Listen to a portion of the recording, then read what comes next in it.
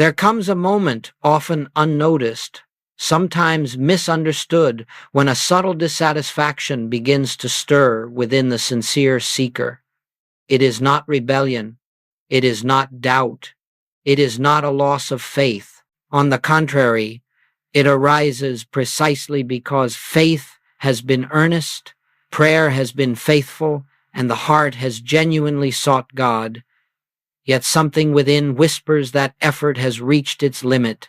The soul, having traveled far on the path of seeking, begins to feel a holy weariness, not with God, but with striving. Many mistake this moment as spiritual failure. They assume they have not prayed enough, studied enough, surrendered enough. But this weariness is not a sign of distance from God.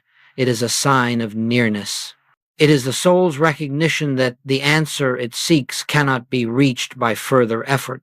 "Come unto me, all ye that labor and are heavy laden," Jesus said, "and I will give you rest." He did not say, "Come and labor more." He pointed to rest not as reward, but as revelation. This dissatisfaction is quiet. It does not shout. It does not accuse. It does not demand. It simply makes itself known as a gentle sense that something essential has been missed. The seeker may still attend worship, still read scripture, still pray faithfully, yet there is an unspoken knowing that the life of God has not yet been fully realized as present. The heart may echo the words of the psalmist, "As the hart panteth after the water brooks, so panteth my soul after thee, O God." And yet, even in that longing, there is the beginning of a deeper question. Why does the seeking itself feel incomplete? At this stage, the soul is not asking for more truth. It is asking for reality. It is no longer satisfied with second-hand understanding, inherited belief, or borrowed inspiration. The words of Scripture may still inspire, but they no longer quiet the inner ache. The seeker senses, often without being able to name it, that God must be nearer than prayer suggests, closer than worship implies, more intimate than belief has allowed. Be still and know that I am God. The call is not to more activity but to stillness, because only in stillness can what is already present be recognized. This is the moment when the soul begins to outgrow the idea of God as something to be reached. The personal sense of "I am seeking God" begins to feel subtly false, not wrong, but incomplete. And this is important. The soul does not abandon God at this point. It abandons effort. It abandons strain. It abandons the belief that truth is attained by accumulation. Jesus spoke to this when he said, "The kingdom of God cometh not with observation, for behold, the kingdom of God is within you." The dissatisfaction arises because the soul is beginning to remember where the kingdom has always been. Often, this stage is accompanied by silence, not forced silence, but natural. The seeker may find that words fall away in prayer, requests feel unnecessary, petitions feel misplaced. There may be moments where one simply sits without asking, without affirming, without denying, because something deeper is stirring. This is not emptiness. It is expectancy without demand. The prophet Habakkuk spoke from this place when he said, "The Lord is in his holy temple. Let all the earth keep silence before him." Here, the soul begins to sense that the real obstacle has never been God's absence, but the assumption of separation. And yet, this realization is not yet clear. It is felt more than understood. The dissatisfaction is the soul's way of loosening its grip on the personal sense of identity that has been quietly managing the spiritual journey. The seeker has not yet seen the personal I as the veil, but the veil has begun to thin. This is the sacred threshold. Nothing dramatic, occurs here. No visions, no voices, no declarations, only a gentle inward turning. The seeker may still call themselves a seeker, but the heart is already being prepared for a different discovery. A discovery not of something new, but of something so intimate, so immediate, that it has been overlooked. In him we live and move and have our being. These words begin to feel less like poetry and more like fact. And so, if you recognize this quiet dissatisfaction within yourself, do not attempt to fix it. Do not cover it with more effort. Do not interpret it as lack. It is the soul's readiness to move beyond seeking into recognition. It is the first sign that the personal I is nearing the end of its role as spiritual doer. Something greater is about to be revealed, not added, not achieved, not earned, but uncovered. This dissatisfaction is grace. It is the gentle hand of God loosening the seeker's grip on effort, preparing the way for a revelation that cannot come through striving. And in this still, unannounced moment, the soul stands unknowingly at the edge of its most liberating discovery. As this quiet dissatisfaction deepens, something extraordinary begins to occur, though it may not yet be recognized as such. The soul, having exhausted outer forms and inner effort, begins to turn not outward, not upward, but inward, toward the very sense of I that has been seeking. And here, gently, without judgment or criticism, a profound discovery waits. The final veil between consciousness and God is not sin, not fear, not ignorance. It is the personal sense of I itself. This must be understood carefully, for there is great misunderstanding here. The personal I is not the body. It is not the human personality with its name, history, talents, and limitations. These are appearances. The personal I is the belief that this appearance is the doer, the thinker, the seeker, the one living life. It is the assumption so subtle it often goes unquestioned that there is a separate entity here who must pray, must seek, must achieve God, must manage life, must carry responsibility for existence. This personal I is not evil. It is not something to be fought or condemned. It has served a purpose. It is the sense of identity through which humanity learned, grew, struggled, and matured. But there comes a moment inevitable for every soul when this sense of authorship becomes a limitation rather than a support. The very I that once sought God faithfully now stands as the final barrier to recognition. Even spiritual life, sincere and devoted, often strengthens this personal sense without realizing it. I am praying. I am surrendering. I am trying to trust God. These statements sound humble, but they quietly place a personal self at the center of the divine relationship. They assume a seeker here and a God there. And as long as this assumption remains, the experience of separation must continue, no matter how refined the belief. Jesus spoke from a consciousness entirely free of this personal sense. That is why his words carry such depth when truly heard. Why callest thou me good? There is none good but one, that is, God. He was not deflecting praise. He was revealing identity. Again and again, he refused to take personal ownership of the divine action. The Father that dwelleth in me, he doeth the works. In that statement, the personal I disappears. What remains is divine authorship. The personal I is the last veil because it is the most intimate. One may give up beliefs, habits, attachments, even self-image, yet still hold tightly, though unconsciously, to the sense of being the one who is living, choosing, directing, and striving. This is why the end of personal sense feels so radical to human thought. The mind fears that without this I, something essential will be lost. But what is lost is only the illusion of separation. What remains is life itself. Scripture points to this more often than is recognized. I live, yet not I, but Christ liveth in me. This is not poetry, it is revelation. Paul was not describing moral improvement or religious devotion. He was describing the dissolution of personal authorship.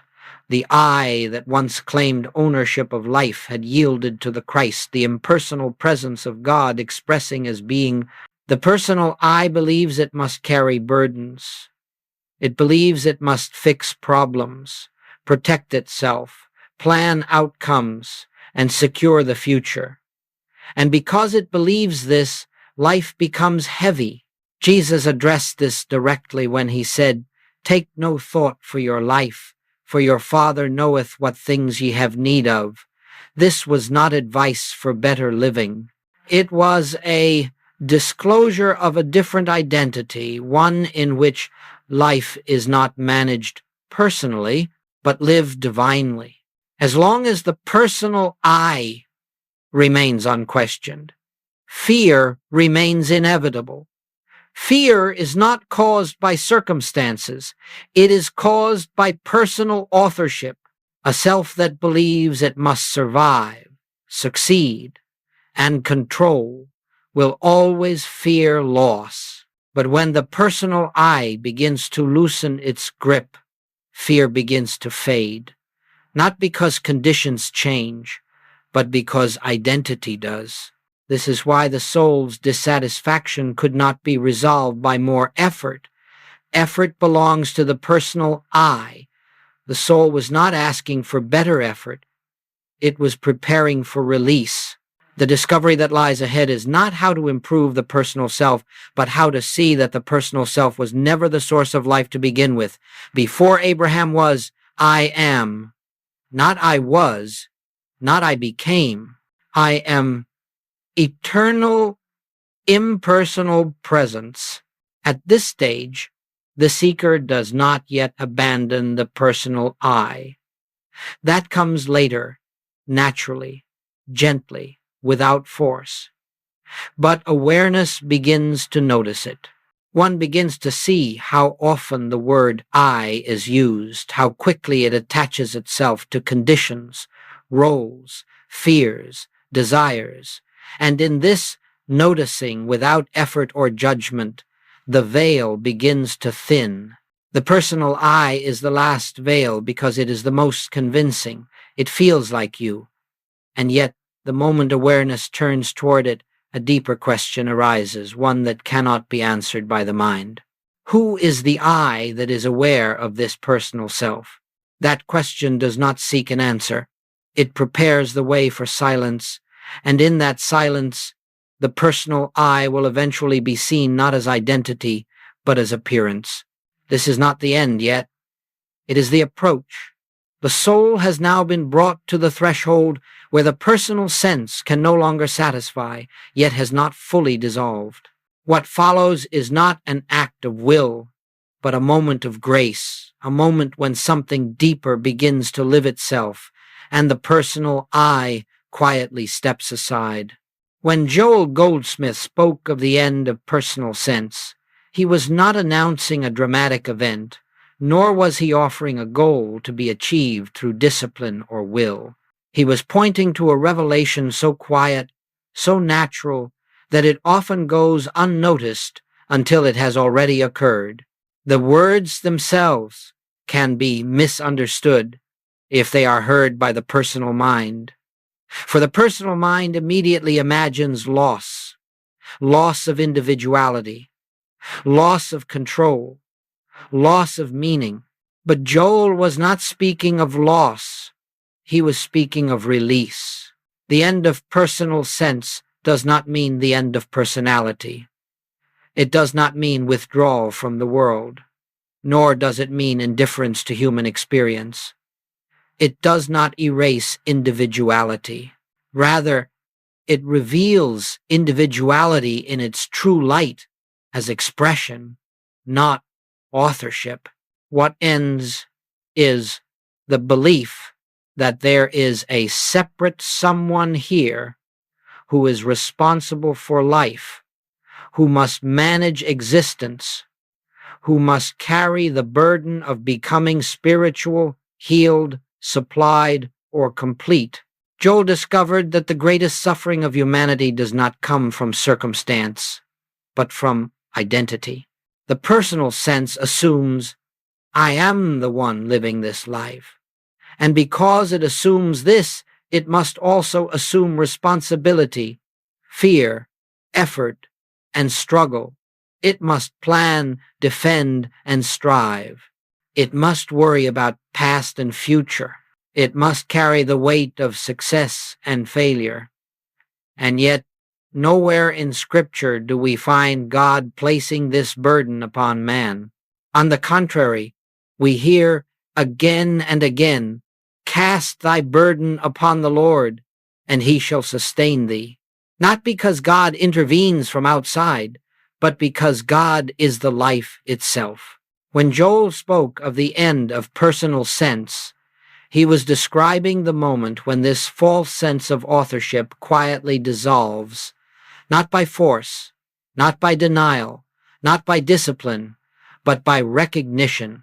The soul begins to see that life has never been personal. Breath has never been personal.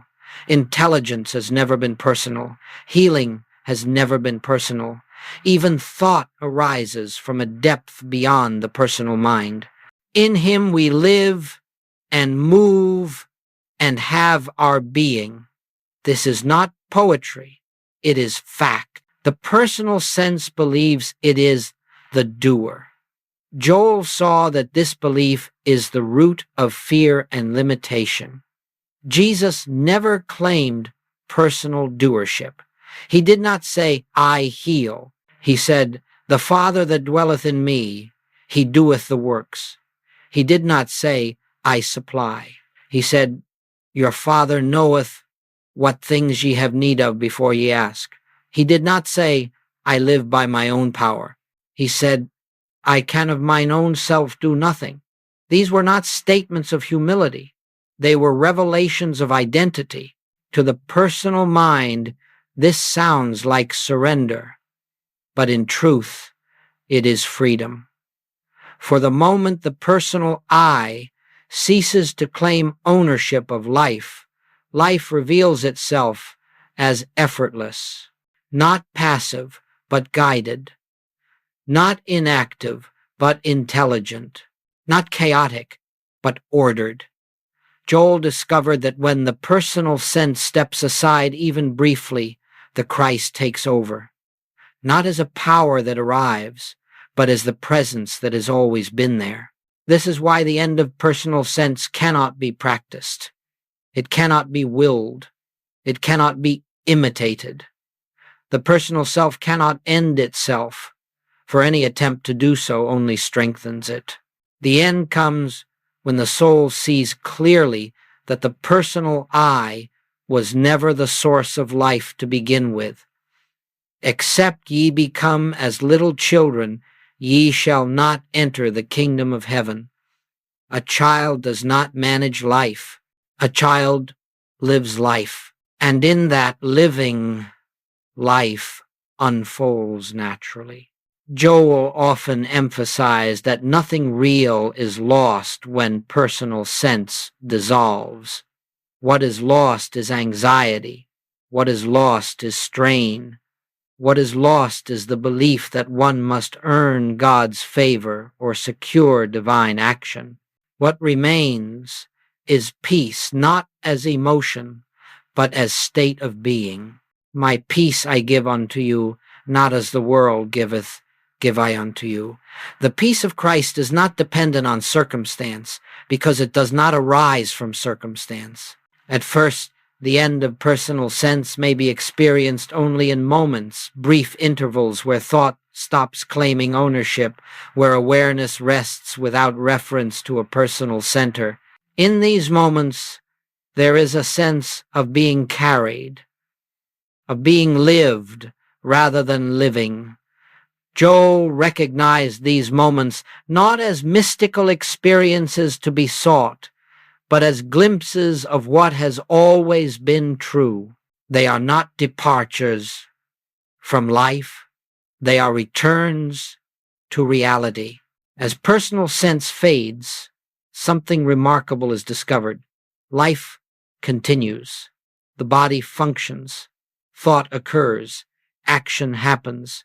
Decisions are made. Yet there is no sense of a personal manager behind them.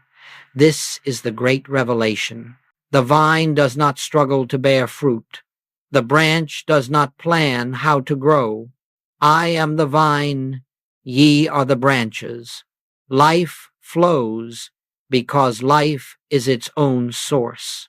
This is why Joel called this the end of personal sense, not the end of life, but the end of false identity. And this end does not come with drama. It comes with relief. It comes with quiet joy. It comes with a deep inner assurance that one is no longer alone in existence because one never was. The Christ, the impersonal presence of God, has always been the life. The personal I was only the belief that obscured this truth. What lies ahead is not an achievement, but a yielding, not a becoming, but a remembering. The soul is now prepared to recognize the moment when the personal I does not merely loosen, but begins to fade. And in that fading, something eternal steps forward, not as something new, but as what has always been. There comes a moment, often unannounced, always quiet, when the personal sense of I begins to loosen its hold, not because it has been challenged, but because it has been seen. This moment does not arrive through effort, discipline, or spiritual achievement. It comes when effort has exhausted itself, when the seeker no longer knows how to seek, and the mind, having reached its limit, grows still. In that stillness, something deeper begins to reveal itself. This fading of the personal I does not feel like an event. There is no announcement within consciousness that says, now the personal self is ending. Rather, there is a subtle shift so gentle that it may be missed if one is looking for signs. One simply notices that life is happening without being managed. Breath flows without instruction. Thought arises without direction. Awareness is present without effort. And in that noticing, a quiet realization dawns. I am not doing this. The personal I has always believed itself to be the center, the origin, the author of experience. But in this moment of stillness, awareness begins to recognize itself as prior to thought, prior to choice, prior even to identity.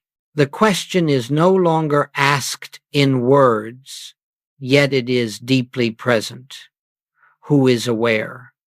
And because this question is not asked by the intellect, it receives no mental answer. It opens a space, and in that space, the personal I cannot stand. Scripture points to this moment again and again, though it is often read too quickly. Not by might, nor by power, but by my Spirit, saith the Lord.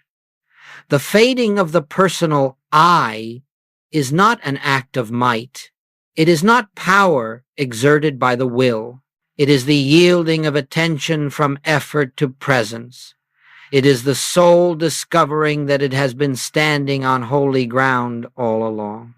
At first, this fading may occur only briefly, perhaps in prayer, when words fall away, perhaps in silence, when no thought demands attention, perhaps in a moment of deep listening, when awareness rests without direction. In these moments, there is no sense of, I am doing this.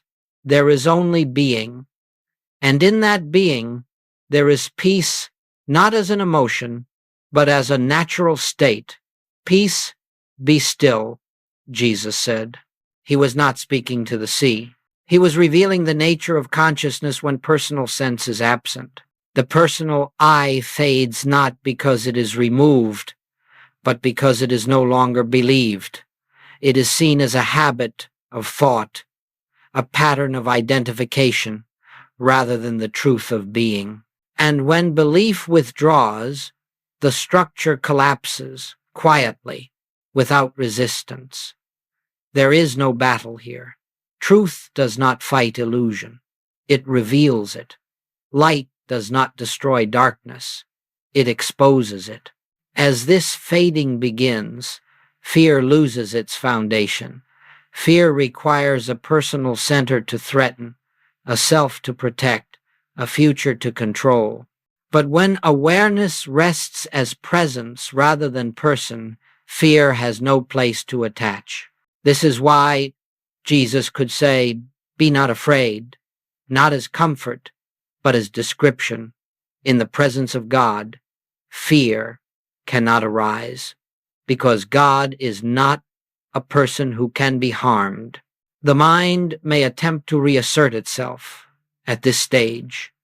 It may ask, what is happening? Am I doing this right? How do I stay here? But these questions themselves belong to the personal I, and the moment they are noticed as such, they lose their authority. The fading continues, not by resisting these thoughts, but by seeing them for what they are, movements within consciousness, not the consciousness itself. Joel understood that this moment cannot be prolonged by effort. It can only be allowed. The more one tries to hold on to the experience, the more the personal I returns. The fading occurs when one stops trying to fade. He that loseth his life for my sake shall find it. This losing is not an act. It is the natural consequence of recognition. As the personal I recedes, something else becomes evident. Life remains. Intelligence remains. Love remains. Functioning remains. There is no void, no emptiness, no absence. What disappears is tension. What disappears is the sense of being alone in existence. What disappears is the belief that one must make life work in its place. There is a quiet assurance that life is working itself. This is the moment Joel referred to not as awakening, but as awakening from the belief that one was ever separate from the source of life. Awakening from the assumption that the personal self was necessary for God to act. Awakening from the long-held habit of identifying with limitation. Where the Spirit of the Lord is, there is liberty. This liberty is not freedom to do, it is freedom from doing. The fading of the personal I is not the end of the journey. It is the opening through which the Christ, the impersonal presence of God, begins to reveal itself, not as something entering consciousness, but as what consciousness has always been. And this revelation does not shout, it whispers. It makes itself known not through experience, but through certainty. A certainty without words, a knowing without thought. The soul does not claim this moment. It does not say, I have arrived. For the one who would claim it is no longer there. There is simply being present, aware, whole, and in this being, the seeker has quietly ceased to be a seeker at all. When the personal I begins to fade, something else quietly comes into view, not as a vision, not as an experience, not as a new state to be attained, but as a recognition so simple that it had long been overlooked. What reveals itself is the Christ, not the Christ of history, not the Christ of doctrine, not the Christ confined to a person or a time, but the Christ as living presence, the impersonal reality of God expressing as being. This revelation does not come to the personal self. It comes in the absence of the personal self. For as long as there is a sense of I am the one seeking God, the Christ remains obscured. But when that sense loosens, when authorship is relinquished, the Christ stands revealed as what has always been. Before Abraham was, I am. Not I was, not I became, but I am. Eternal, changeless, impersonal presence. The Christ is not something that enters consciousness at this moment. It does not arrive from elsewhere. It does not descend, appear, or activate. The Christ is uncovered. It is recognized as the very substance of awareness itself. Joel saw clearly that the Christ is not a quality added to humanity. It is the divine identity that humanity has mistaken itself to be separate from. And in this recognition, the long search ends not because the goal has been reached, but because the seeker has dissolved. This is why Jesus never spoke of the Christ as a possession. He did not say, I have the Christ. He spoke as the Christ. I and the Father are one. These words were not claims of superiority. They were revelations of identity. He was not elevating himself above humanity. He was revealing what is true of all being when personal sense is absent, that they all may be one, as thou, Father, art in me, and I in thee. The Christ is impersonal. This must be understood deeply, for the personal mind resists it. The mind wants a God with preference, a Christ who chooses, blesses, withholds, rewards. But the Christ that reveals itself when personal sense fades is free of human attributes. It does not act upon you. It acts as you. It does not guide from outside. It unfolds from within. It does not intervene. It expresses. Joel discovered that when the Christ reveals itself, life is no longer lived from need. Prayer ceases to be request and becomes recognition. Healing ceases to be an effort to change conditions and becomes the realization that the Christ is never conditioned. Supply ceases to be something sought and is revealed as the infinite nature of being itself. The Lord is my shepherd, I shall not want.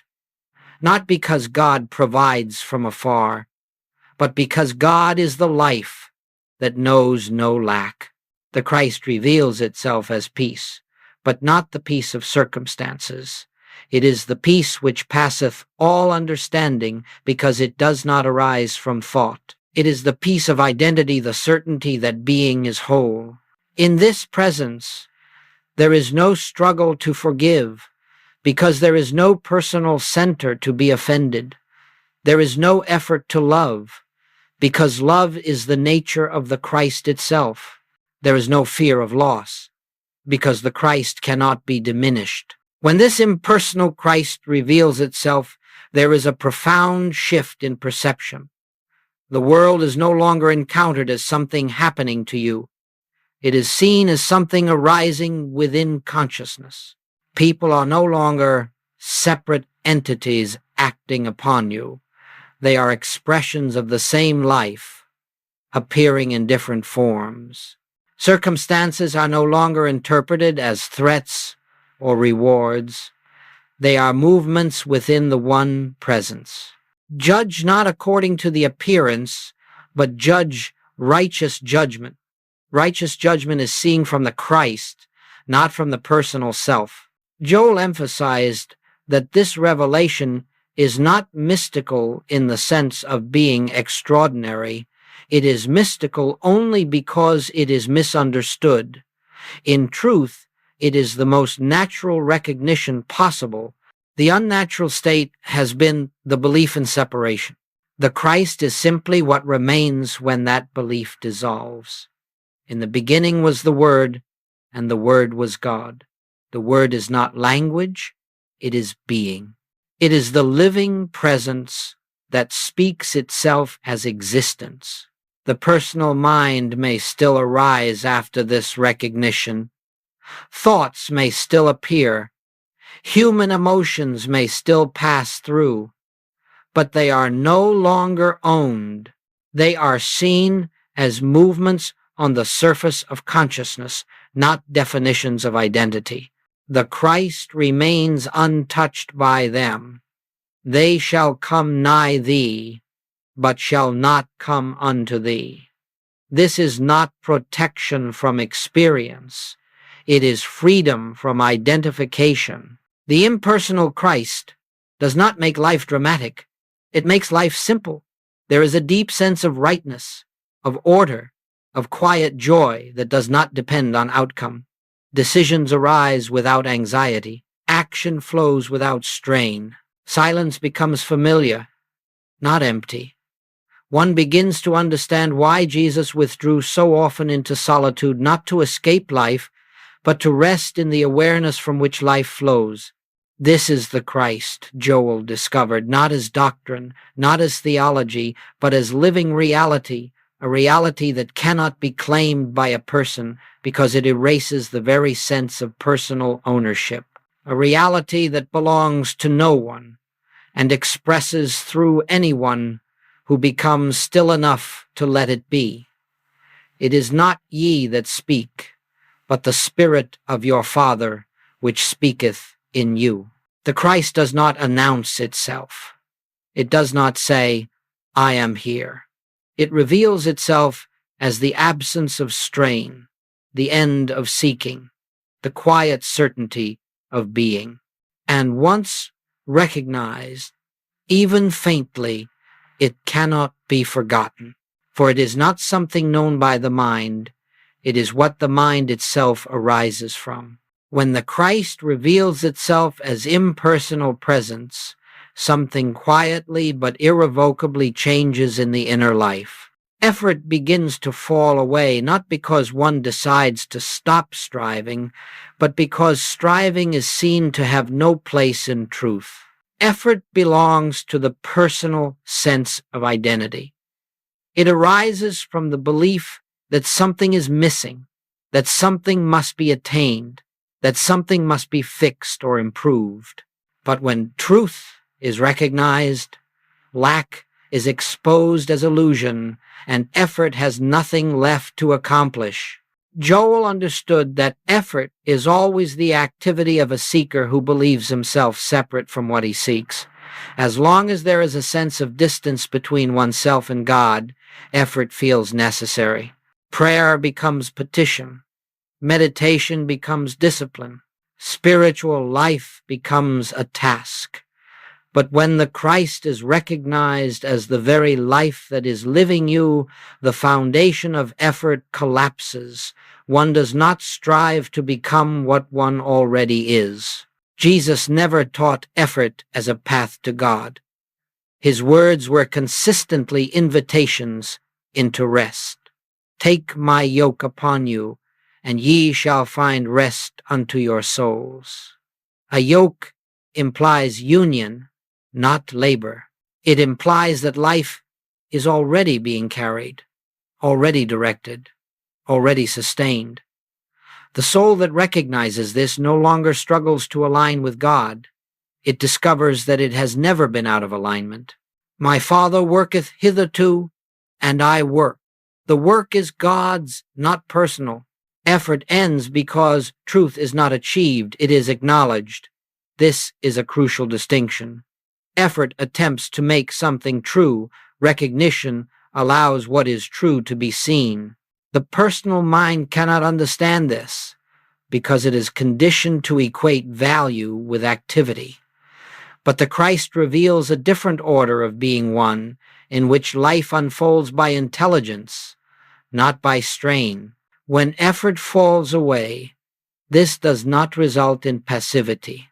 On the contrary, action becomes more precise, more appropriate, more effective. But it is no longer driven by anxiety or ambition. It arises naturally, like breath. Joel often spoke of the difference between human will and divine unfoldment. Human will pushes, divine unfoldment reveals, and revelation requires no effort, only receptivity. This is why Jesus could say, "Consider the lilies of the field, how they grow. They toil not, neither do they spin." He was not offering poetic imagery. He was revealing a law of being. Life does not struggle to be life. Growth does not force itself. Supply does not chase itself. These are human distortions arising from personal sense. When truth is recognized, the natural order resumes. Effort also ends because fear dissolves. Fear is the fuel of effort. It whispers, if you do not do something, something will go wrong. But when the Christ is recognized as the source and substance of being, fear loses its authority. One sees that life is not fragile. It does not depend on personal management. Which of you, by taking thought, can add 1 cubit unto his stature? Thought cannot sustain life because thought did not create it. In the absence of effort, prayer changes completely. One no longer prays to God. One rests in God. Prayer becomes a listening, a stillness, a yielding. The soul no longer tries to reach God. It allows God to reveal itself. Speak, Lord, for thy servant heareth. This hearing is not auditory. It is awareness. It is the quiet knowing that arises when the personal voice falls silent. Joel saw that effort is often mistaken for devotion, but devotion that is rooted in effort remains centered in the personal self. True devotion is surrender, not surrender of behavior, but surrender of authorship. It is the willingness to let life be lived from its own source. And this surrender is not heroic. It is gentle. It comes when the soul is tired of carrying what it was never meant to carry. When effort ends, one begins to notice something remarkable. Life continues to function perfectly well. Decisions are made. Responsibilities are met. Relationships unfold. Yet there is no inner tension around them. The sense of I must make this happen fades. In its place, there is trust, not as belief, but as experience. Trust in the Lord with all thine heart, and lean not unto thine own understanding. Understanding here refers to personal calculation. Trust is the recognition of divine intelligence already at work. This is not a state that must be maintained. There is nothing to guard, nothing to preserve. The Christ does not come and go. What comes and goes is personal effort, and each time effort returns, it is gently seen and released, not fought, not judged, simply recognized as unnecessary. Over time, effort becomes less frequent, less compelling, until it loses its grip altogether. Effort ends because truth stands complete. Nothing needs to be added to it. Nothing needs to be improved. The Christ does not evolve. It is already whole. And when identity rests in this wholeness, life becomes simple not because circumstances are controlled, but because identity is no longer divided. Thou wilt keep him in perfect peace, whose mind is stayed on thee. Peace is not created. It is uncovered when the mind ceases its restless striving. This is the freedom Joel discovered, the freedom of not having to make life work, the freedom of being lived rather than living. And in this freedom, one finds that what had been sought through effort appears naturally, effortlessly, as the quiet outflow of divine being. As effort fades and truth stands revealed, a natural consequence begins to unfold quietly, inevitably.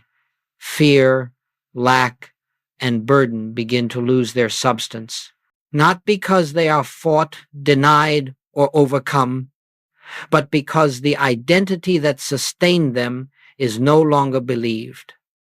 These conditions have always depended upon the personal sense of self for their existence. When that sense dissolves, they find no place to remain. Fear has never belonged to life itself. Fear belongs to the belief that life is personal, vulnerable, and separate from its source. A self that believes it must protect itself will always fear loss. A self that believes it must secure its future will always fear uncertainty. But when the Christ is recognized as the very life that lives you, fear is exposed as groundless. The Lord is my light and my salvation. Whom shall I fear? This is not courage. It is recognition. Fear does not disappear all at once. At first, it may still arise as a habit, a reflex of old identification, but it no longer has authority. It is seen rather than obeyed. Awareness notices fear without becoming it. And the moment fear is seen as an appearance within consciousness rather than a truth about being, it begins to dissolve. Perfect love casteth out fear. This love is not emotional. It is the impersonal certainty of divine presence. Lack follows the same pattern. Lack is not an external condition. It is an identity. It arises from the belief that one is separate from supply, that good must come from somewhere else, that life withholds unless earned. But the Christ reveals a different reality. Supply is not something added to life. It is the nature of life itself. The earth is the Lord's, and the fullness thereof. When identity rests in the Christ, the idea of lack loses its meaning. This does not mean that circumstances immediately change. It means that circumstances no longer define identity. The soul no longer says, I lack. It sees that the I is not a person in need, but the presence through which life expresses. And as this recognition deepens, the outer experience begins naturally, without force to reflect the inner abundance. Joel often said that supply appears when we stop looking for it personally and allow it to reveal itself impersonally. Burden is perhaps the most persistent of all because it wears the disguise of responsibility. The personal self believes it must carry the weight of life, relationships, obligations, decisions, outcomes, and because it believes this, it feels burden. Jesus addressed this directly when he said, my yoke is easy and my burden is light. He was not minimizing human experience. He was revealing a different yoke, a different source of action. When the Christ lives as you, responsibility shifts. You no longer carry life. Life carries you. You do not abandon action, but action is no longer personal. You respond rather than react. You act without strain. You fulfill responsibilities without feeling owned by them. The burden dissolves because the sense of personal ownership dissolves. Cast thy care upon him, for he careth for you. This casting is not an act of will. It is the natural result of recognition. As fear, lack, and burden fade, something else becomes evident, a deep inner stability that does not depend on conditions. The world may still present challenges. Situations may still arise that would once have triggered anxiety, but they no longer penetrate to the center of being. 1,000 shall fall at thy side, but it shall not come nigh thee. This is not protection from experience. It is freedom from identification. The disappearance of these conditions does not make one indifferent or detached from life. On the contrary, it allows life to be met with clarity and compassion. One becomes more present, more attentive, more responsive. But there is no inner weight, no sense of this should not be happening to me, no resistance to what appears. Acceptance is not resignation, it is alignment with what is. Joel discovered that healing often occurs most naturally at this stage, not because one seeks it, but because the belief that sustained illness dissolves. Illness has always depended upon identification with the body and personal mind. When identity rests in the Christ, the body is no longer the self, it is the instrument, and the Christ, being whole, expresses wholeness naturally. Beloved, I wish above all things that thou mayest prosper and be in health. This is not a request, it is a statement of divine nature. The disappearance of fear, lack, and burden is not dramatic. It is quiet. One day, you simply notice that something that once troubled you no longer does. Something that once felt heavy now feels neutral. Something that once caused anxiety now passes through awareness without disturbance. There is no announcement of victory. There is only relief. This relief is not emotional happiness. It is the absence of tension. It is the absence of resistance. It is the freedom of not having to be someone who must manage life. And in this freedom, the Christ continues to unfold itself not as an experience, but as the natural state of being. The soul begins to understand, not intellectually, but inwardly, why Jesus could sleep in the boat while the storm raged. The storm did not disturb him because it did not define him. The Christ within is never threatened by appearances. And when this is recognized, even faintly, the storm loses its power, not always to cease, but to disturb. When fear, lack, and burden fall away, the soul begins to discover a way of living that is entirely different from what it once assumed was necessary. Life continues, yet it is no longer driven by a personal author. There is action without anxiety, movement without strain, decision without inner conflict. One begins to live without the constant sense that I must make life happen. This is not something that is learned.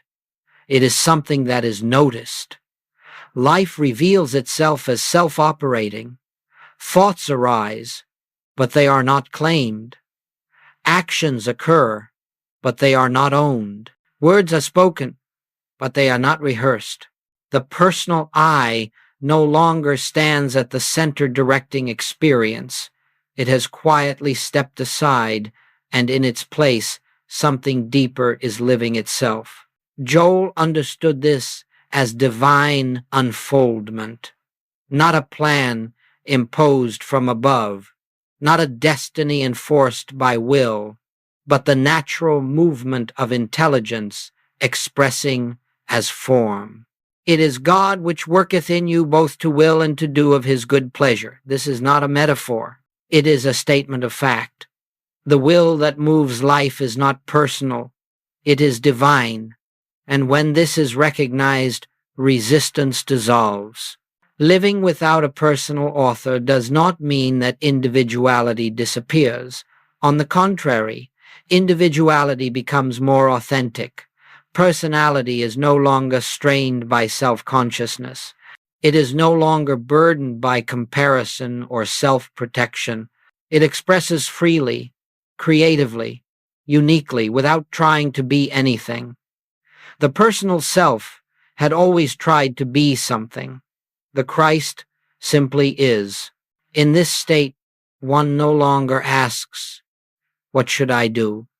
The question dissolves because action arises naturally from awareness. One no longer tries to control outcomes, because outcomes are no longer personal achievements or failures. One no longer fears making mistakes, because there is no personal image to defend. The steps of a good man are ordered by the Lord. Ordered does not mean dictated. It means aligned. This way of living is not passive. It is profoundly alive. But it is free of inner commentary.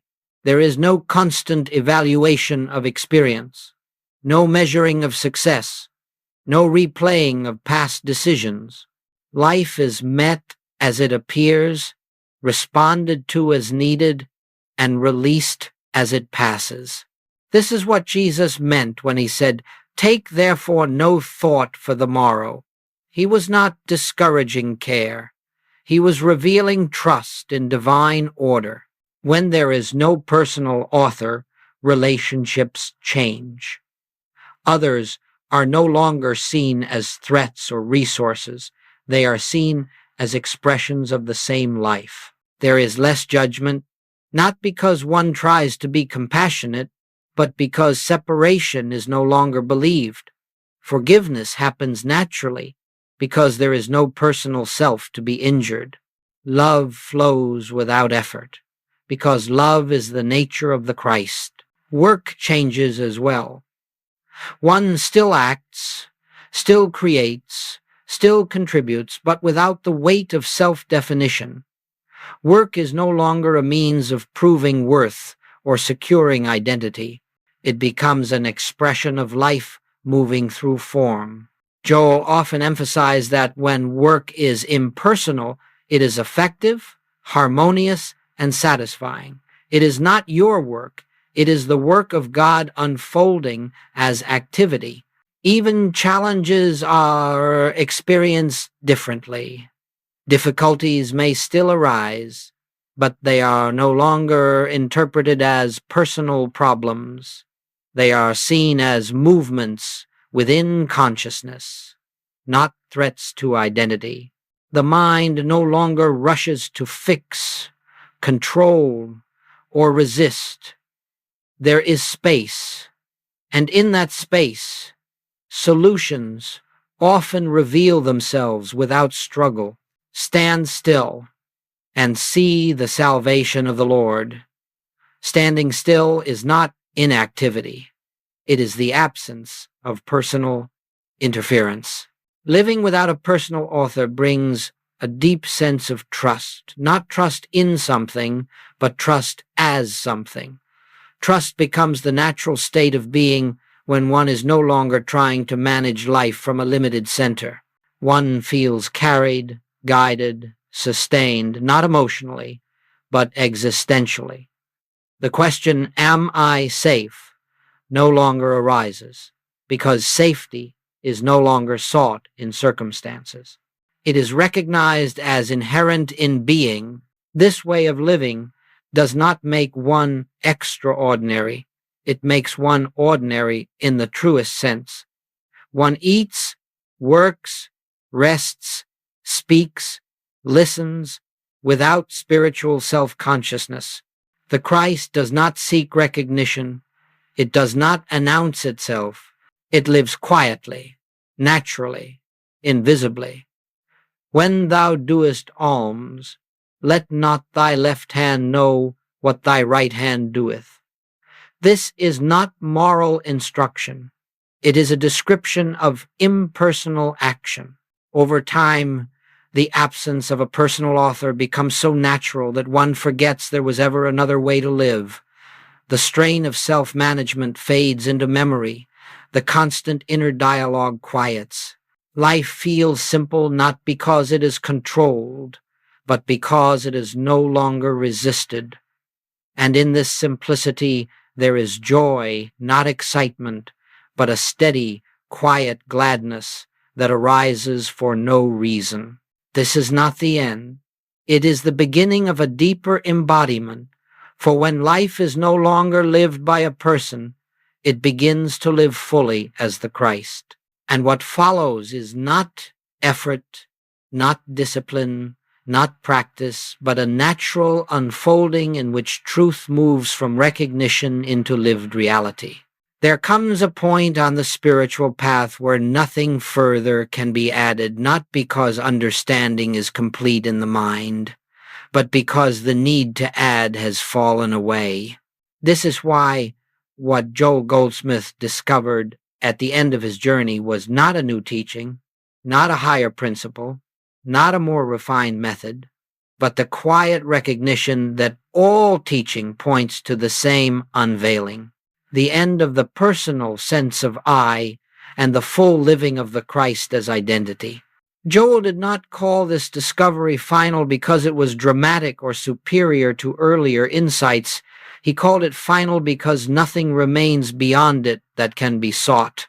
Every earlier revelation, healing, supply, harmony, peace, finds its source here.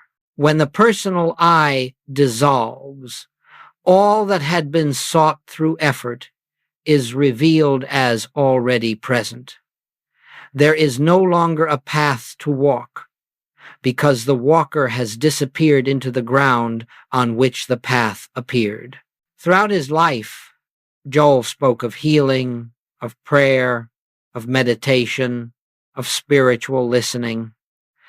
But in his later years, it became increasingly clear that these were not ends in themselves, they were doorways. And once the door is passed through, the doorway is no longer needed. Healing is not the goal. Identity is. Supply is not the goal. Identity is. Peace is not the goal. Identity is.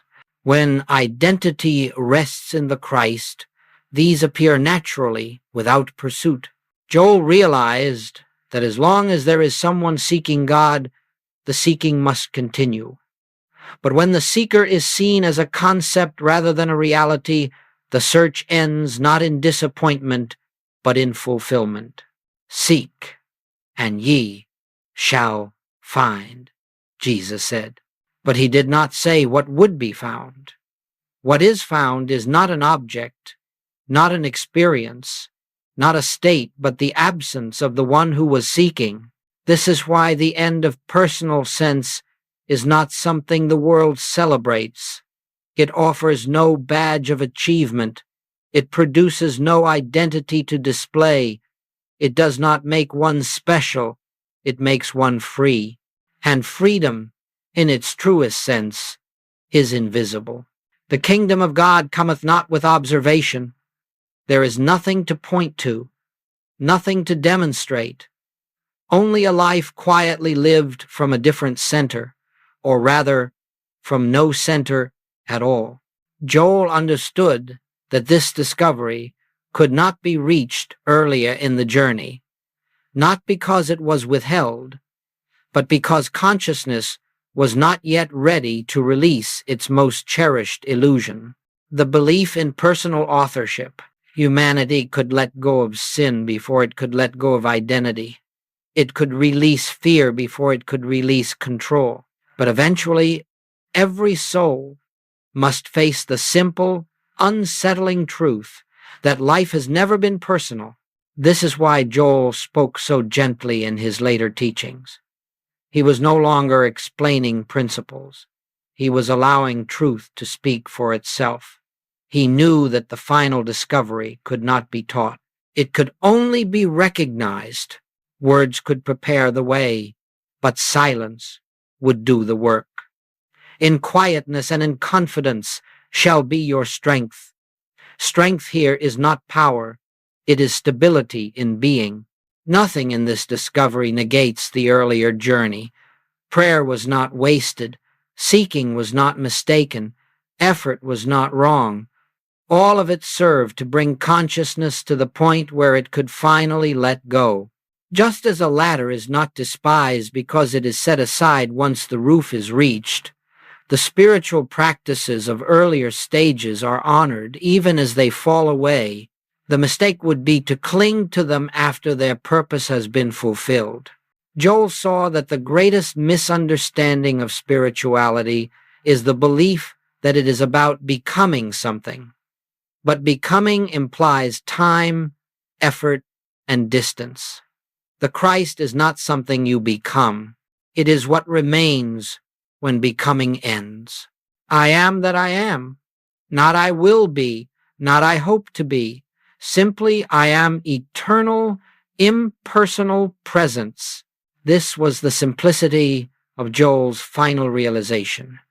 There is no personal self to perfect, no personal consciousness to enlighten, no personal life to save. What appears as personal has always been an appearance within the infinite. And when this is recognized, the entire burden of spiritual attainment dissolves. One does not abandon life. One finally rests in it. The final discovery is not dramatic. It does not change the outer story in ways the world would recognize. But inwardly, everything is different. The sense of being a spiritual seeker gives way to the quiet knowing of being spiritual presence. The urgency to understand disappears. The need to explain fades. One lives, moves, and has being without commentary. For of him, and through him, and to him are all things. This is why nothing more needs to be said after this discovery. Not because there is nothing more to know, but because knowing has given way to being. Words naturally fall silent. Teaching becomes presence. And life unfolds, moment by moment, without reference to a personal center, free, whole, complete. Now we come to a place where words themselves must begin to withdraw. Not because they are no longer true, but because truth has been spoken far enough to point beyond itself. What remains cannot be practiced, cannot be remembered, cannot be carried forward by effort. It can only be entered quietly, naturally, without intention. This is not an instruction to meditate. It is not a suggestion to become still. Stillness is already present. What is invited here is simply the ceasing of interference, the gentle release of the habit of doing something about life, about thought, about awareness itself. Be still and know that I am God. This knowing does not arise after stillness. It is revealed as stillness. There is nothing to achieve in this moment, no posture to assume, no thought to hold, no feeling to produce. Any attempt to do so belongs to the personal sense that has already been seen through. The invitation is simpler than that. It is to notice that awareness is already present effortlessly, silently, without your help. You do not create awareness. You do not sustain it. You do not direct it. It simply is. Here, the mind may attempt to listen, to understand, to follow along, but even that is unnecessary. The Christ is not revealed through attention. It is revealed through the absence of effortful attention. When the mind rests, awareness remains.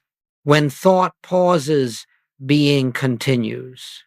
When personal identity quiets, life does not disappear, it becomes evident. This stillness is not emptiness. It is fullness without form. It is the quiet background in which all sound appears. It is the unmoving presence in which all movement occurs.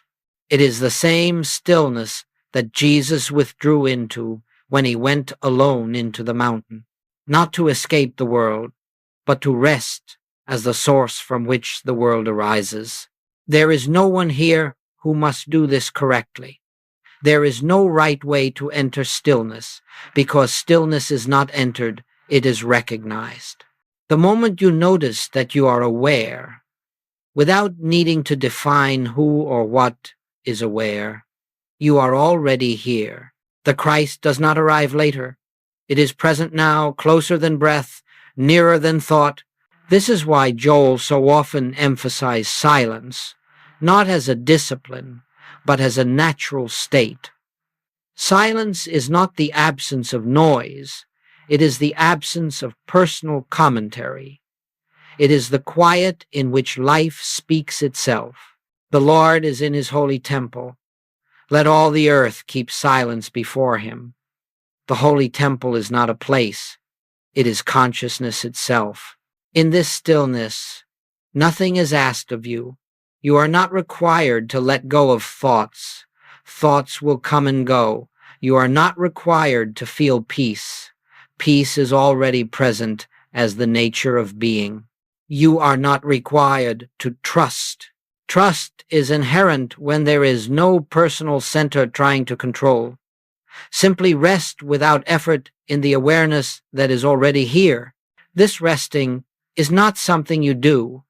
It happens when doing ceases. It is the same resting that occurs just before sleep, when the day's concerns lose their urgency and identity loosens without resistance. But here, awareness remains awake. This is not unconsciousness. It is conscious being without self-definition.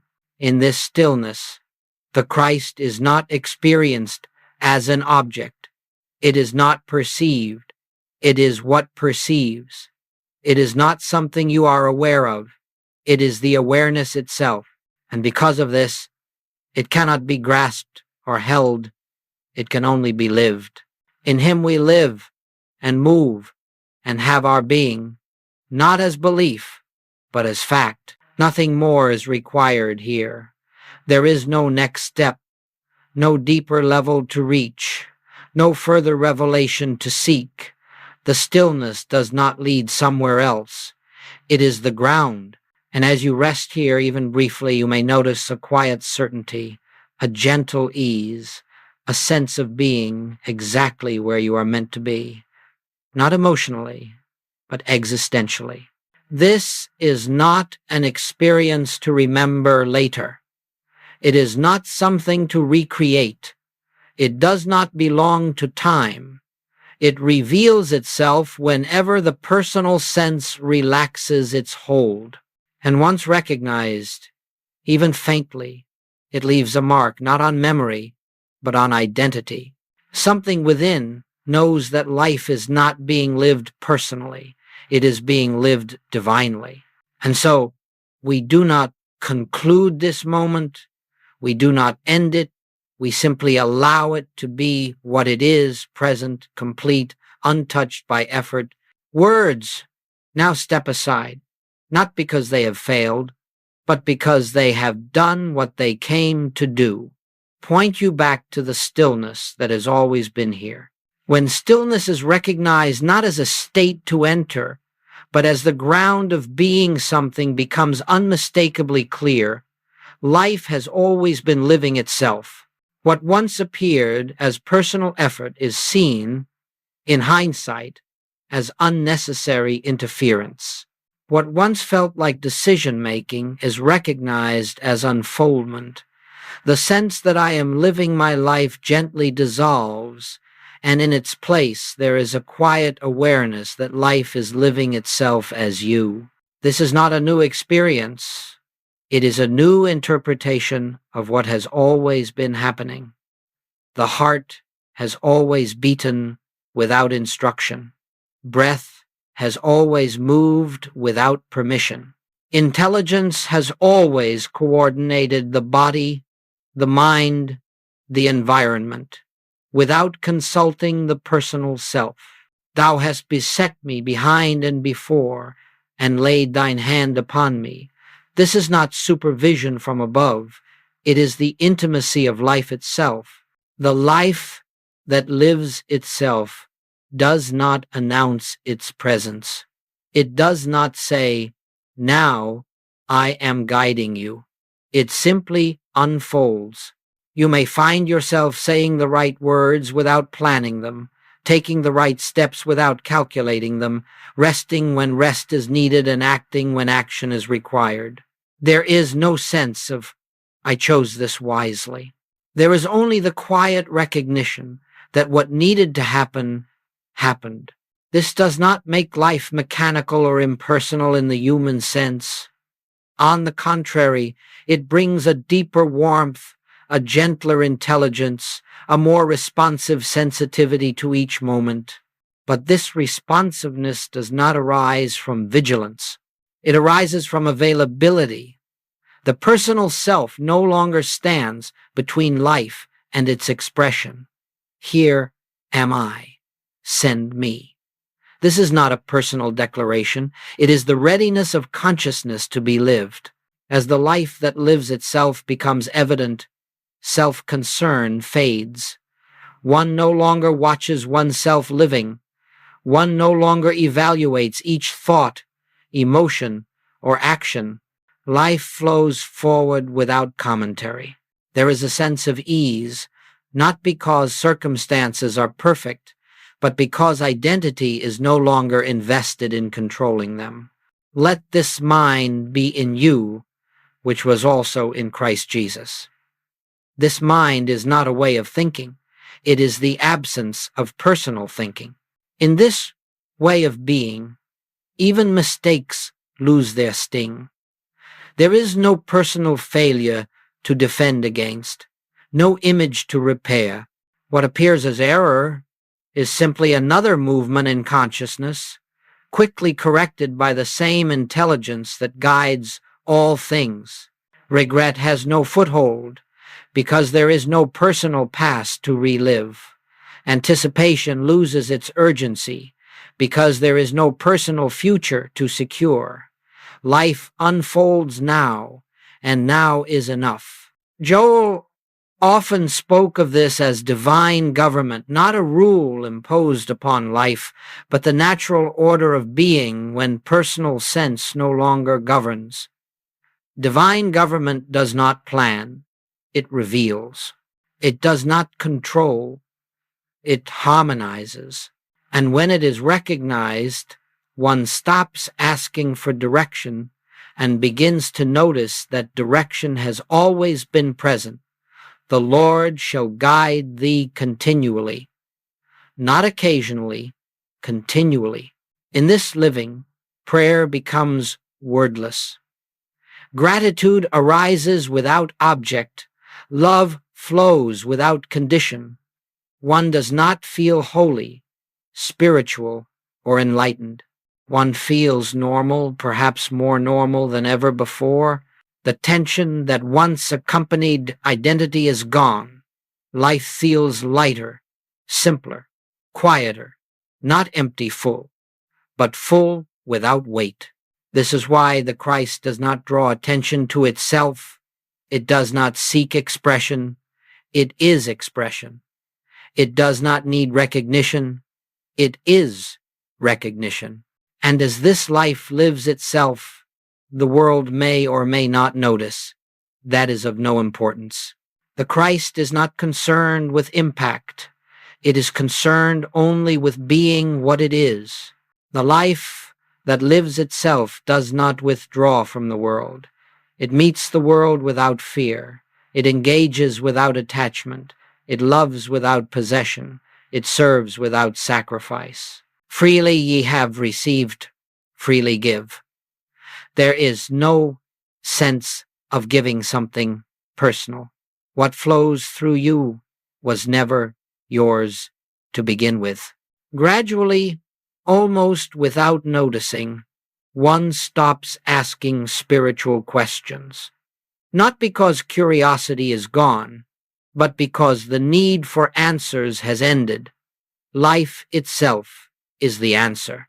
Each moment reveals exactly what is required, and nothing more. There is a deep trust, not in outcomes, not in beliefs, but in being itself. This is not a state to maintain. There is nothing to hold. There is no danger of losing it, because there is no personal owner to lose it. The Christ does not come and go, only attention wanders, and each time attention returns to stillness, to presence, to the simple fact of being, the truth stands revealed again, unchanged, untouched, and so life continues. Days unfold, experiences arise and pass, but beneath it all, there is a quiet knowing that nothing essential is at stake. Life is not a problem to be solved. It is a mystery to be lived, and it is living itself now, as always. And now there is nothing further to say, not because the subject has been exhausted, but because it has returned to its source. Truth does not end. It rests. What has been spoken has not been offered as knowledge to remember, but as a gentle turning inward, back to the awareness that has been present from the beginning. There is no conclusion to draw, no lesson to apply, no direction to take from here.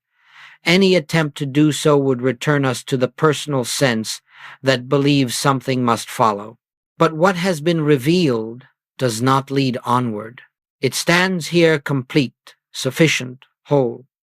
I am Alpha and Omega, the beginning and the ending. Truth begins nowhere and ends nowhere because it has never been absent. If something has been recognized, even faintly, it was not given by these words. It was remembered. The Christ was not introduced. It was uncovered. The personal I was not destroyed. It was seen through. Nothing has changed, and yet everything is different, not outwardly, but inwardly, where change no longer matters. There is no need now to hold on to any of this. Truth is not fragile. It does not require protection or repetition. It does not grow stronger through attention. It simply is, and it will reveal itself again whenever the personal sense relaxes, whether in silence, in stillness, in ordinary moments of life, or in the quiet space between thoughts. You are not asked to live differently. Life will live itself. You are not asked to remember these words. What is true does not depend on memory. You are not asked to become the Christ. The Christ has always been the life that is living you. Know ye not that ye are the temple of God, and that the Spirit of God dwelleth in you? This dwelling is not conditional. It has never been earned, and it cannot be lost. And so we do not end with instruction. We do not end with affirmation. We do not end with prayer. We end where we began, in stillness.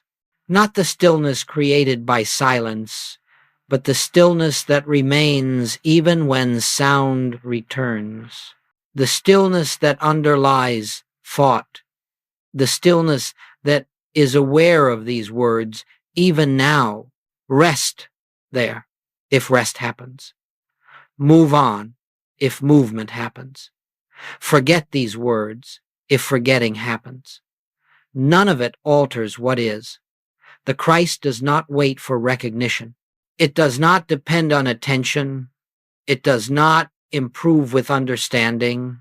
It is the I that is living, breathing, seeing, knowing, here, now, always. And when nothing more is sought, nothing more is needed, life continues, grace unfolds. The burden has already fallen away. The seeker has already dissolved. What remains has never been absent. This is not the end of a message. It is the end of the one who needed a message.